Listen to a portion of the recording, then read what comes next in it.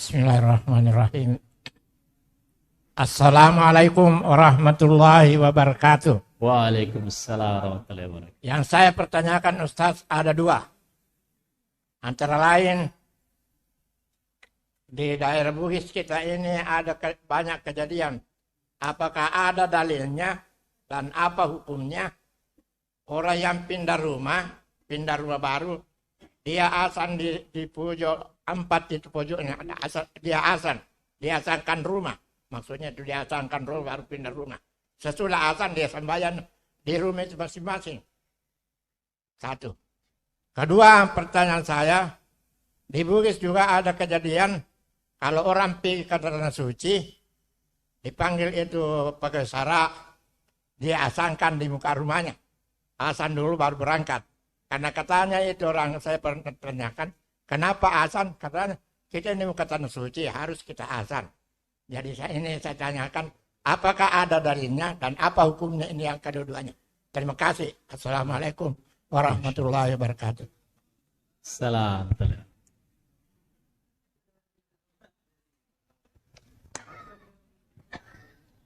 Nah, pertama berkaitan tentang seorang pindah rumah, kemudian dia sholat di dalamnya, maka ini pernah dilakukan oleh Rasulullah SAW ketika beliau datang ke rumah Anas bin Malik atau Abdullah bin Abbas radhiyallahu anhuma,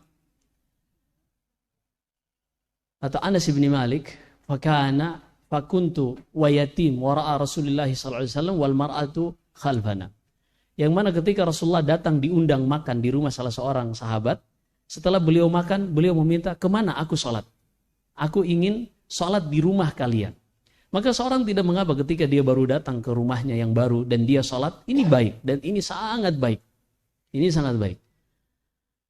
Tapi kalau berkaitan dengan adzan, wallahu alam, tidak ada satupun dalil yang diperselisihkan oleh para ulama berkaitan tentang pindah rumah dengan mengumandangkan adzan.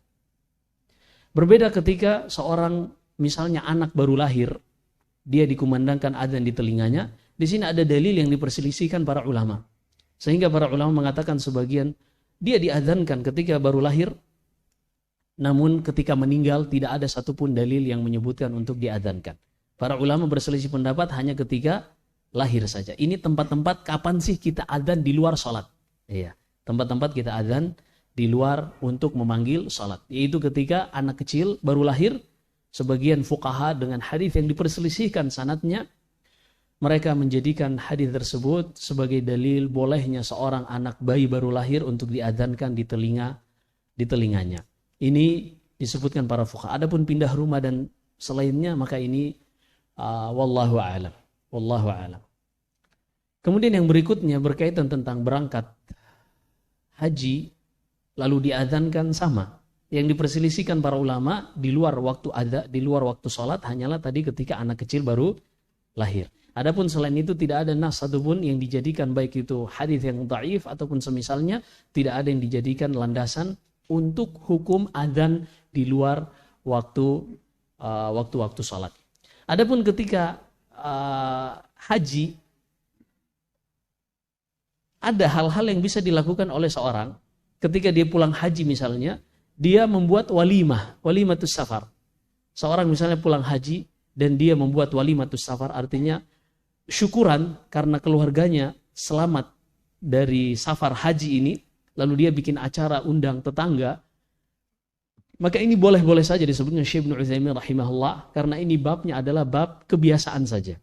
Bab kebiasaan yaitu membuat walimah ketika ada orang pulang selamat ke kampungnya, maka ini tidak mengapa kalau mereka membuat walimatus safar, ucapan selamat dan syukur, dan dia memberi makan orang-orang yang datang ke rumahnya, maka ini tidak mengapa. Adapun adzan, wallahu a'lam.